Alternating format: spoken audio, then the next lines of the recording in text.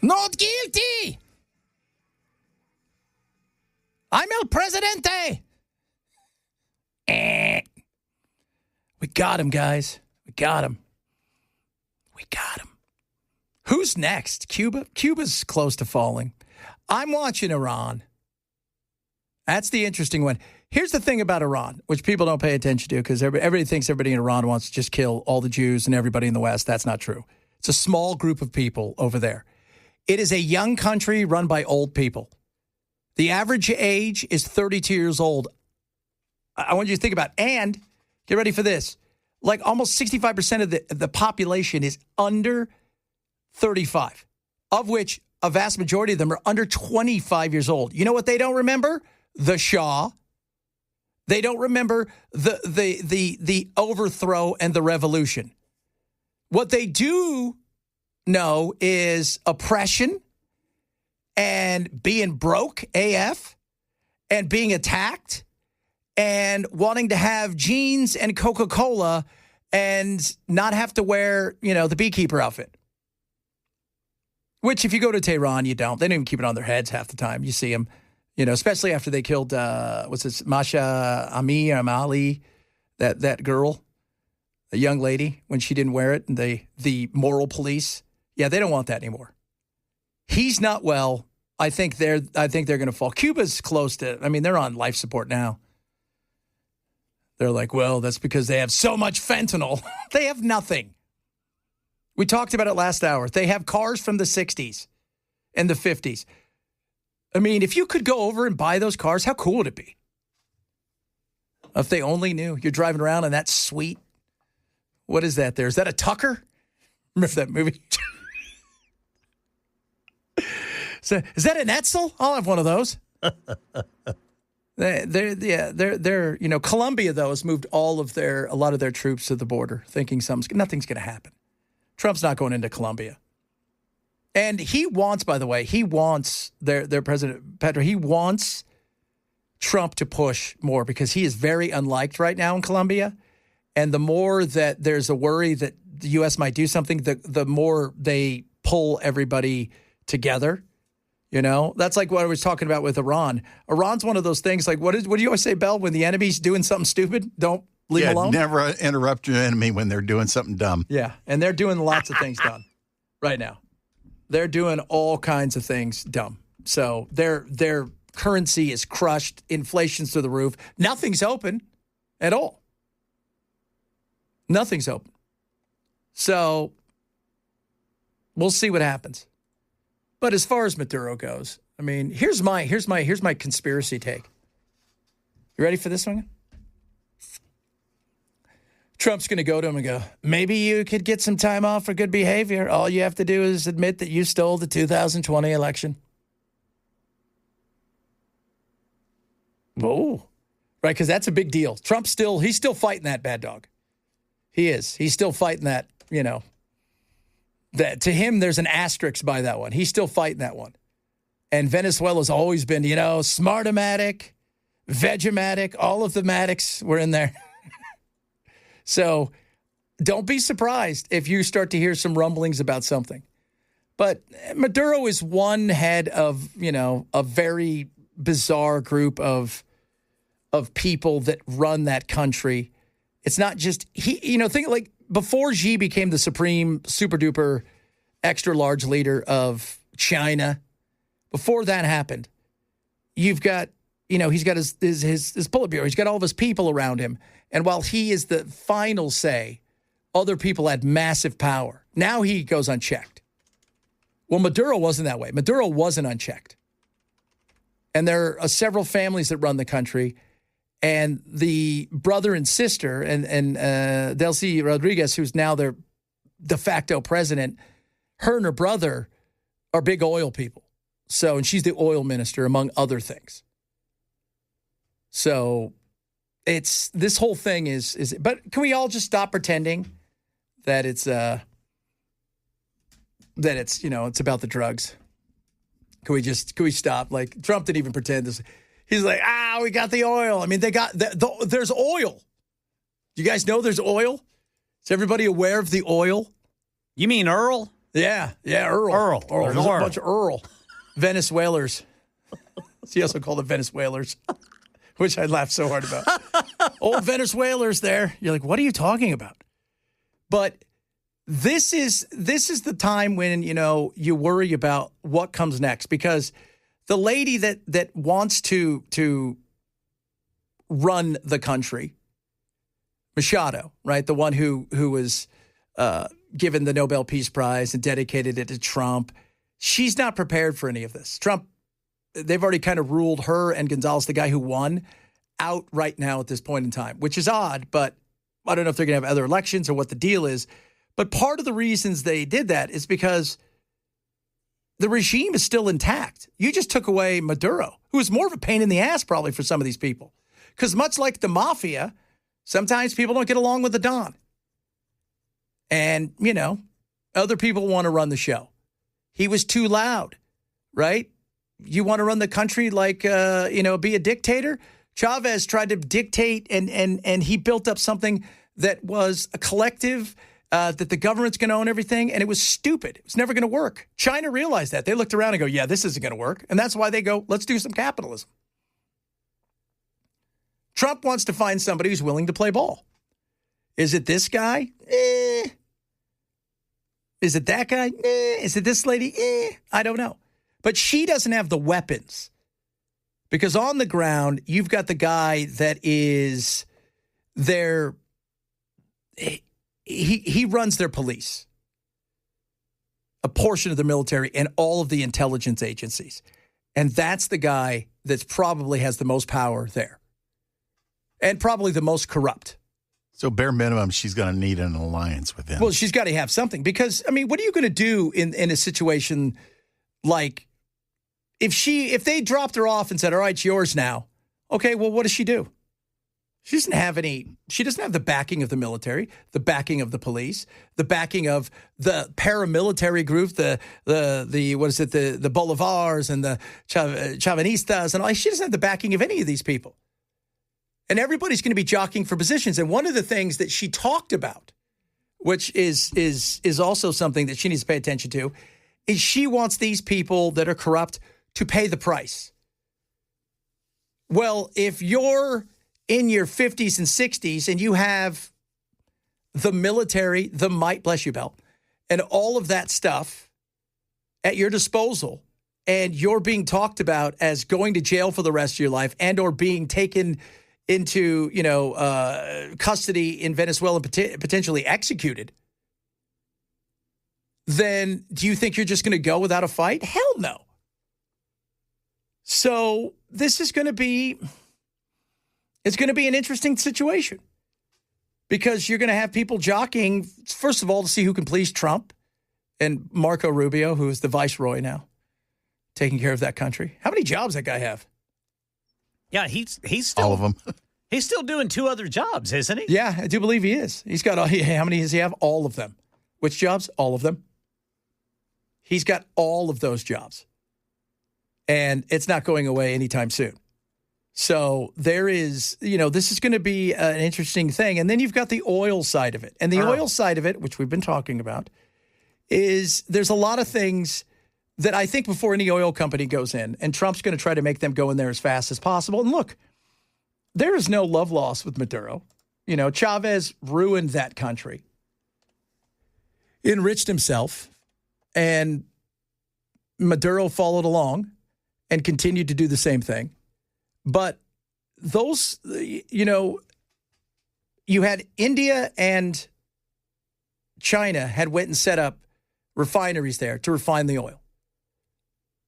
And that's about the only thing that's been done since 2007. As far as the rest of the infrastructure and oil, yeah, there's a lot that lay to be desired. And these oil companies that had all their stuff taken from them in 2007, when they nationalized everything, they won in court in the World Court of Arbitration. They won pretty big, amount of money. NBC is reporting that Delcy Rodriguez is sworn in as Venezuelan president. Oh, see, Delcy's. That's it. There you go. She's next. You're next. So So Delcy Rodriguez has now been sworn in. Congratulations to her. But she was always it because she's the vice president. She said the other day, once I think he was arraigned today, I think she realized I don't have any choice now. She looks like a real taskmaster. I don't think she's very nice. I think her and her brother are a bit of they came in under Maduro. They worked for Chavez, but Maduro really brought them close. They're in the family. Yeah, they're in the family. So there's no doubt that they're in the family. So this is Marco has been on the phone with her. Marco was on the phone with her that morning saying, okay, what do you want? And she's willing to play ball. Trump's fine with that because they got our oil, guys. All right? I don't know how it got over there. Does anybody know how our oil got over there? Does anybody have any idea? Somebody dug a tunnel like Bugs Bunny used to do, and they forgot to take the right at Albuquerque, and it ended up under Venezuela.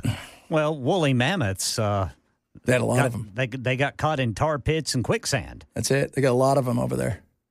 I don't know how it happened. But their oil is very nasty. It's not clean oil. It's heavy. And we have a refinery in Houston that has been set up for that. And it's been set up that for a while. So we can handle some of that. But it's not about – the oil companies are also wondering, we're not going to go let this happen, right? Because if there's going to be a civil war, we don't want our guys stuck over there in the middle of a civil war.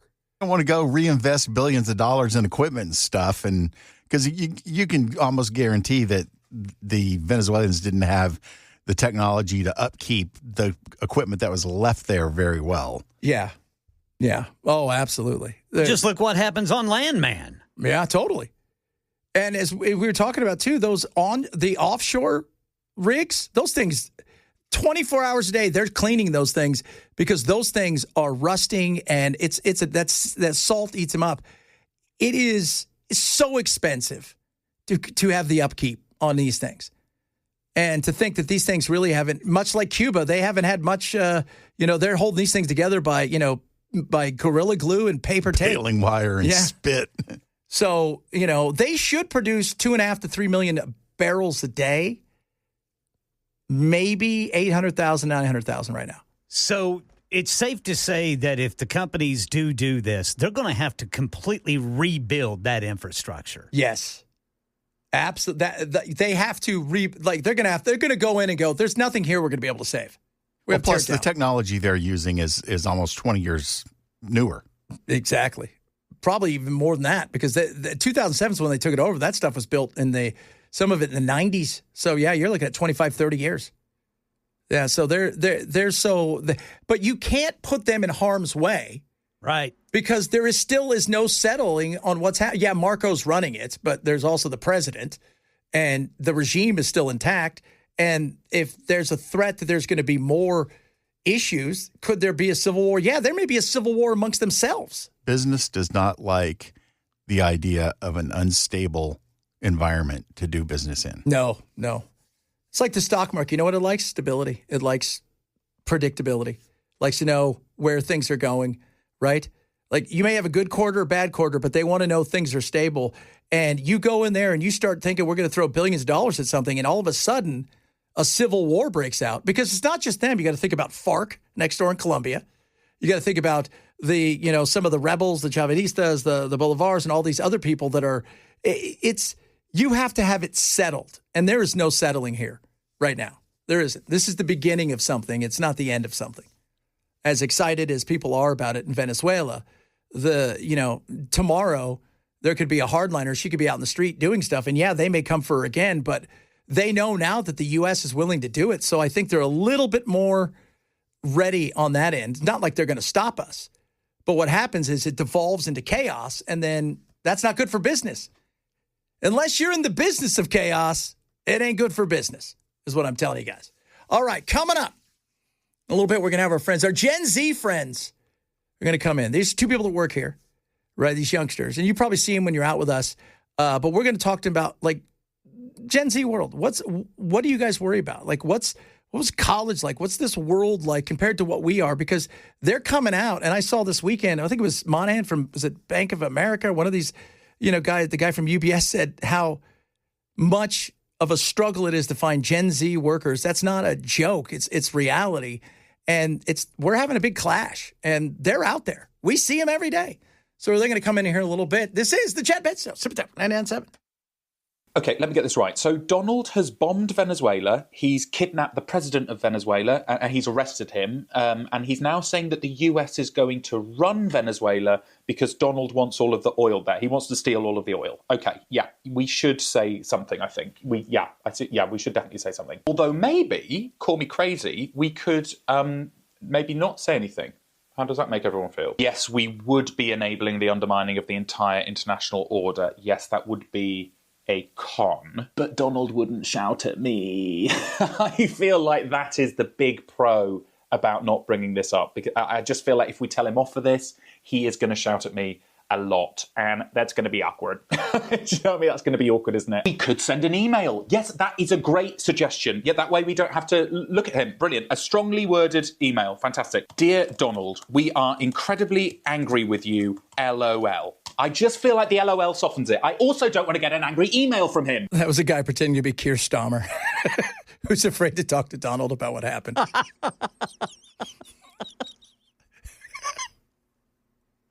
That is so funny. By the way, kudos to the Brits and the French today. They attacked ISIS in Syria, right? We give them all kinds of crap, but their SAS is, I mean, they're badass. Well, and ISIS, man, I mean, they are really they're rough in France.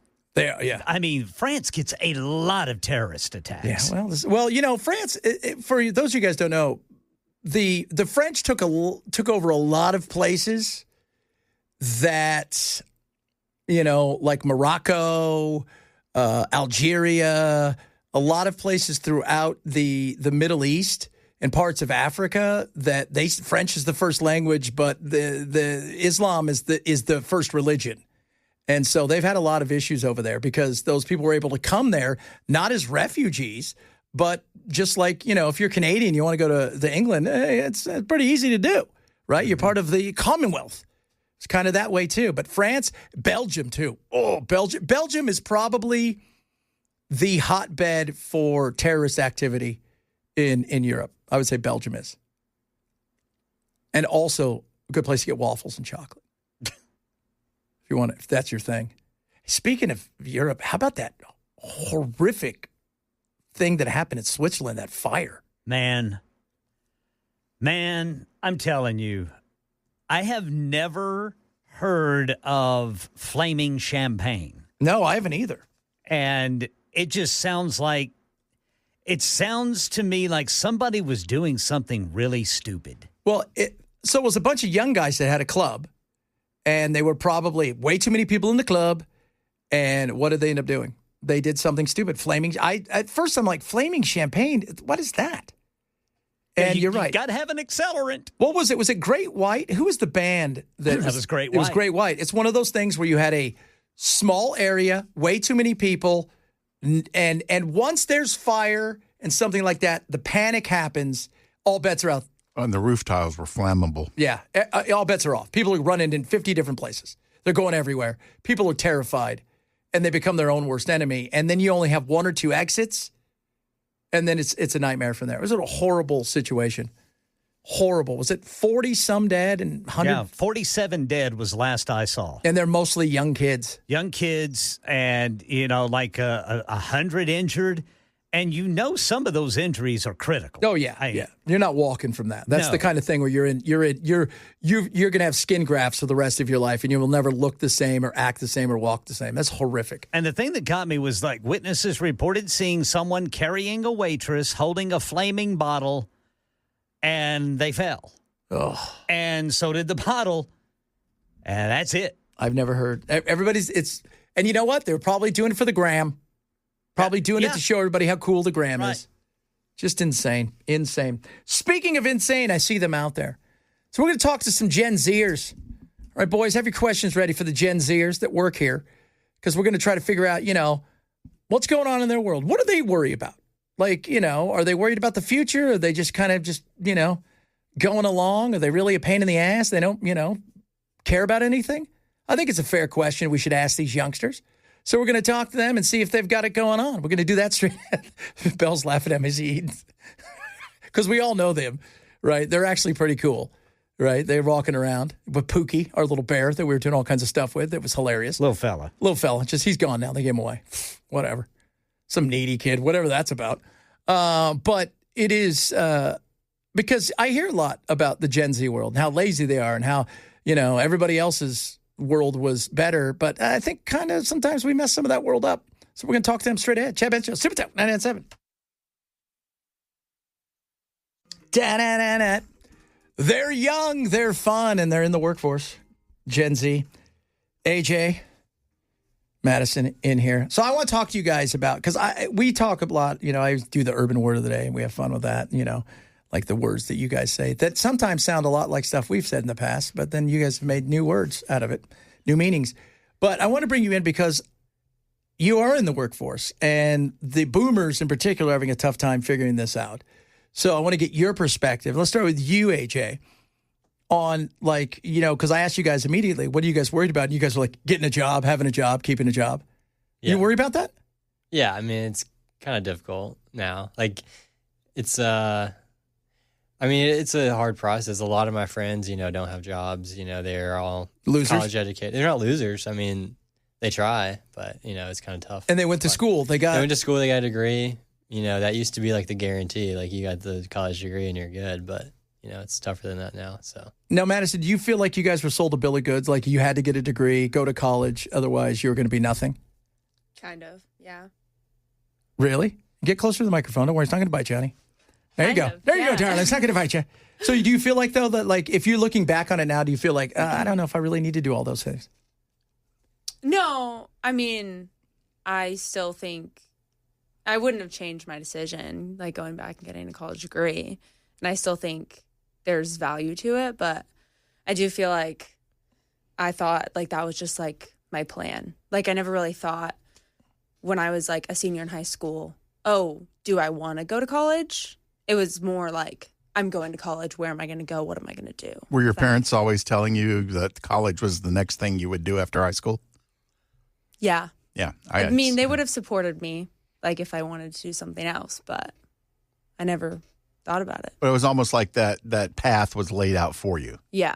Yeah, did you feel the same way, AJ? Because I know, a lot of my friends when they were young, because college was just really starting to become the thing you had to do when I was a youngster. Back in the day when your mom and dad were probably the same age as me, that the college was just starting to become the thing. The SATs were super important, and that you had to go this pathway or that pathway. Did you feel the same thing where this was laid out? There was no question that you were doing this. Yeah, I think just for the type of job that I wanted to do, working in media and stuff, college felt what the next step was for me. If I wanted to be a welder or something, or if I wanted to do something that didn't have, that I didn't need a college degree, obviously I wouldn't go to college. But if you went to your mom and dad, so here you are. How old are you? 22. And Madison? 21. You went to your mom and dad. You said, Mom, Dad, I want to go to trade school. I think, and because when you guys, because you were the COVID babies, right? So you had your senior years essentially were kind of crushed, or the junior and senior years.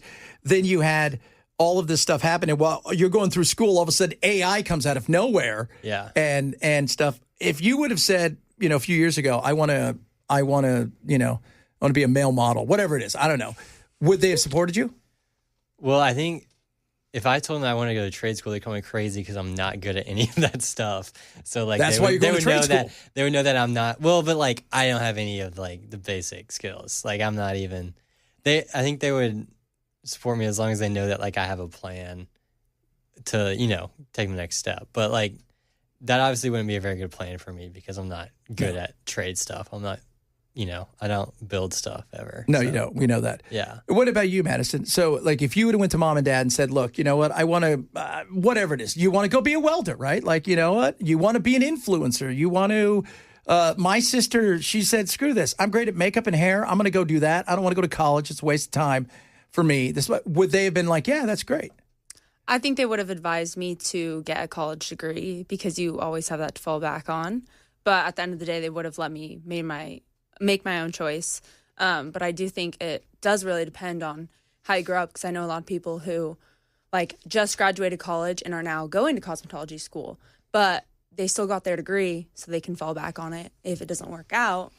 Usually it's the other way around. You go to cosmetology school afterwards, like, I went to school and this sucks. I want to cut hair and hang out and do stuff like that. And I can't get a job in a building, and because how many of your friends, right, between you two, have got degrees and they're working in fields that have nothing to do with their degrees? Several. Yeah. Yeah. Already. And it's like we're a year out of college, so. That's the crazy thing, because I have so many of my friends.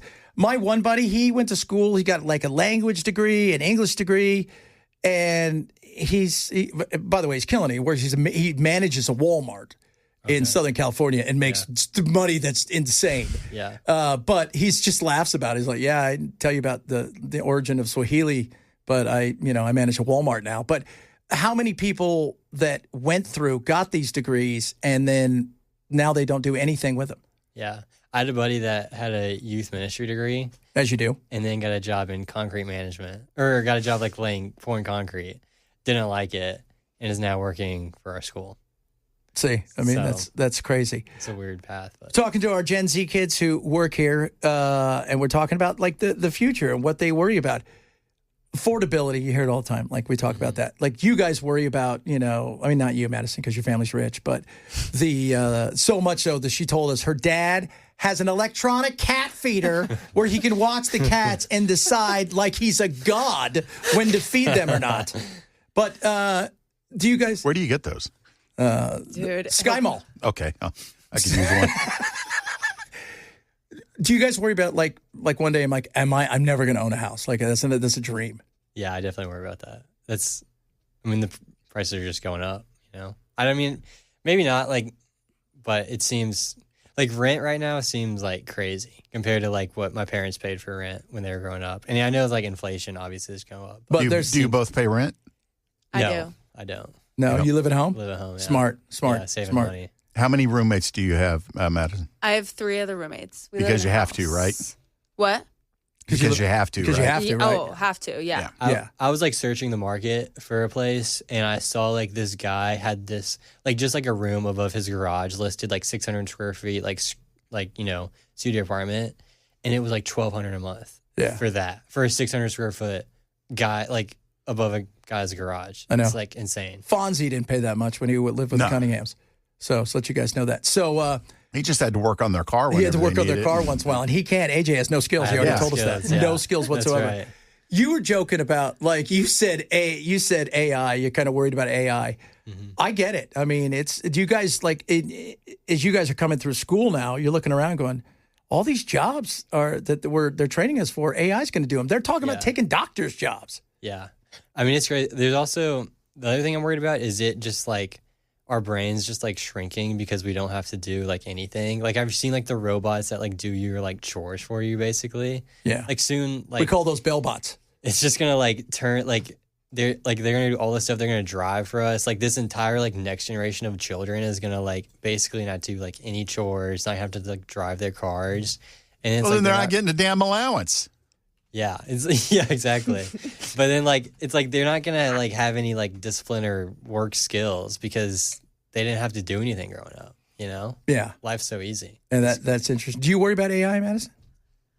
We were talking about this before, and I was saying that I love AI, but I guess I love like ChatGPT. Like when it first came out, when I was like a sophomore in college, and I could use it to rewrite a sentence for me and make it sound better. I like using it as a tool, and I think that's how everyone should. But I do think that it is like getting to an extreme level. Yeah, you guys were in college when AI, like ChatGPT was starting to take off. How much did you use it? Like AJ's like, dude, it basically got me through school. I definitely used it to get through stuff. Yeah. Did you go papers written with it? I never wrote an entire paper with it. But an entire paper.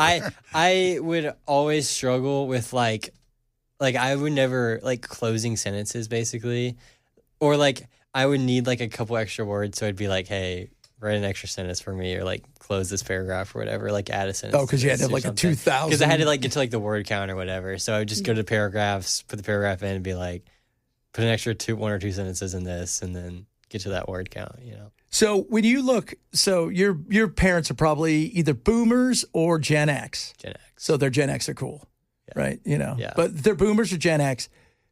What do they say when they look at, you know, because like I'm a Gen X. We're the smallest generation, but we're the generation where, you know, you guys have heard the stories. You know, we used to have MTVs like, do you know where your kids are? Right. It's a different world. How did they approach you guys as, you know, when they say, stop your whining, stop your bitching. Let me tell you what I do. Walk uphill both ways and stuff like that in the snow.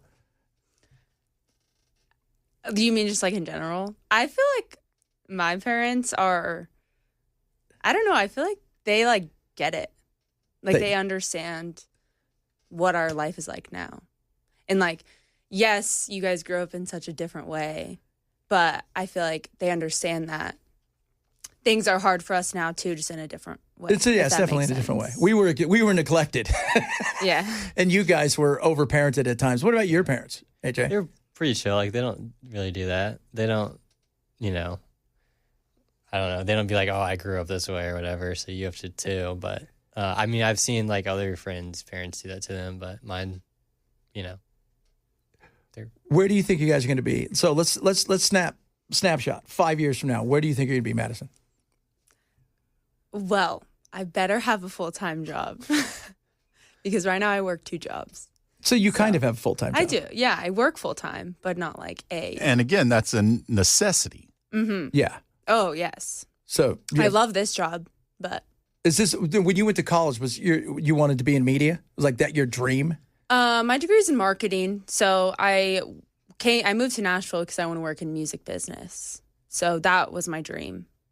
Belle, what do you think about that?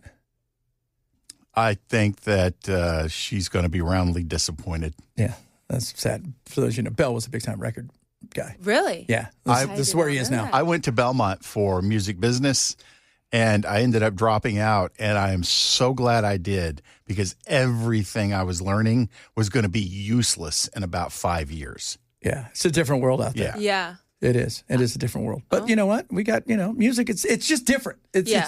As I've said this, media it's more fragmented, but there's more opportunity than ever before. But you have to carve a path at times. It's different. What about you? Yeah. Like when you went to college, what'd you go to college for? Media communications. But what is like that? I mean, that seems like communications. Oh, I went to school for communications. You know, come on. Yeah. I mean, it was just anything in media. It was kind of a wide variety of things. Like, I did like classes in graphic design, TV production, you know, film, like all different kinds of classes. I just knew I wanted to work in media. So I took classes like that in high school too. Like my high school had AV classes, broadcasting classes, all that stuff. So I took all those classes. I took floriculture in high school, and everybody laughed at me. So like, dude, you're doing flower stuff? I'm like, yeah, keep laughing. By the way, it's also a college class. I'm the one guy out of the 26 girls. You guys have fun. Why was that? What? Because that's what I did, okay? I was not very good. By the way, it was way harder than I thought it was going to be. Yeah, it's like when guys would take home ec, it was only just to be hanging out with girls. Yeah, it was. It was. One of my roommates took women's history in college, so Smart. He was pretty smart. It's women's history. Yeah. That is. So when you guys graduate, did you guys have tons of debt? I still do. I'm just starting to pay my student loans right now. Actually, I just paid them yesterday. So what does that look like? Like for how long do you think it's going to be to take all that and pay it down? I think what it says is 20 years from now. Fantastic. That's good. That's good. And I don't have, that much debt compared to what. Yeah, I'm sure you have friends who are like 6 figures in debt. I've heard just horror stories, and I think mine's like pretty manageable. Yeah. But still, it's 20 years. But still, yeah, I saw that and I was like, it said like 2046 or 2045, and I was like, oh my God, that's insane. What about you? Not as much. I mean, I went to a smaller school, got some pretty big scholarships. So for all your skills that you don't have. Had some help from parents, and that's always a good thing. Yeah. Well, I got scholarships for skills I do have. What skills are those? Getting good grades. Okay. He's a good grade getter. Playing tennis. Oh, yeah, I forgot. For those of you know, he's a superstar tennis player. Not superstar. Superstar. Division 3. Superstar. Division 3 bench rider. He would smoke us. He's going to be my pickleball partner. That's right. And we're going to be playing pickleball soon here and some of these money games, so that way you can have another job. Well, hey, I do have another job coaching pickleball. Course at Westmead. Lars Ulrich started out as a tennis player. Who? His father, Lars Ulrich from Metallica. Yeah. His father was a famous tennis player. He was planning on being one. Turned out he couldn't cut it, and he ended up in a band that made him billions. Maybe you should think about that. Oh, that's right. You have no skills. I have no music skills. There you go. That's why he's going to be a male model, ladies and gentlemen. I'll do that. AJ and Madison, we appreciate you guys coming on. Next time, we're going to have a little bit more fun. We're talk less about this and more about the cool language of the youth of America. Thank you guys for hanging out with us today. Thanks, Chad. So your boyfriend has said hi. She's got a boyfriend. She's like, don't out him. I'm like, we're not going to. He plays water polo, right? Is that what you told me? Whoa. Was it different? I don't think I ever told Well, you it's a that. different what? No, that's the guy. You're like, oh yeah, I did. This guy plays water polo for Vanderbilt. That's not the same guy. No, he doesn't. No. Oh, well, that's He did play water polo. The other guy is a little nervous. Then he's like, "Who are you talking about, Chad?" I don't know. So Don't tell him. more straight ahead, Chad Benson Show. Super Talk 997. Lifelong listener. Ready for this? She's 8 as of yesterday. Her name's Savannah Eskew. 8 years old. Loves us. Little Savannah. Little Savannah. Happy birthday. Happy birthday. I think she brought our listening average up by 2 years. By 2 years. That's right. Can you believe that? So they said they were driving, just getting ready to go past the naked statues, the roundabout. Isn't that what Charlie calls it? That's what Charlie calls it. Oh, my God, nakedness, roundabout. She also said I look like an egg because of my beard. So she's 7. The other day, I was telling Belle, Ken, that we're sitting there and I'm watching the football game and it has one of those like promos for all the stuff going on NBC or whatever it was. Yeah. And there's Gordon Ramsay. And he pops up for maybe 5 seconds. She goes, oh, look, it's Gordon Ramsay. She goes, he yells at people all the time. So how do you know about that? She goes, I see him on the TikTok every once in a while, just yelling at people. So that's not very nice. So happy birthday, Savannah. Big 8. It's a big, enjoy that. It's a big year. You're getting close to those double digits. Woo! That was the year that's the year I started getting afraid of quicksand. Oh, yeah. That's huge. Remember, Savannah, if you see money lying around the house, that means your parents want you to have it. Absolutely. 100%. Make sure you do that. Tell them Uncle Chad, Uncle Bell, and Uncle Ken sent you to get those dollar bills. It's like a game of hide and seek the money. You're welcome, Mom and Dad. Coming up, hour number 3 of the program. Chad Benson Show, Super Tech 997.